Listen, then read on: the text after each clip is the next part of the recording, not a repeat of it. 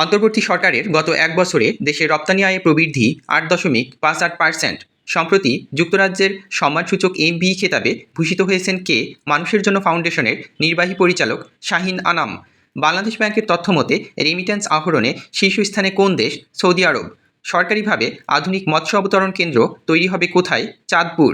Asian cup 2026-এর 12তম AFC অনূর্ধ্ব-20 নারী football কোথায় অনুষ্ঠিত হবে? থাইল্যান্ড। আর্মেনিয়া ও আজারবাইজানের মধ্যে শান্তি চুক্তির মধ্যস্থতা করেন ডোনাল্ড ট্রাম্প। সম্প্রতি ইসরায়েলের বিরুদ্ধে অস্ত্র নিষেধাজ্ঞা জারি করেছে কোন দেশ? স্লোভেনিয়া।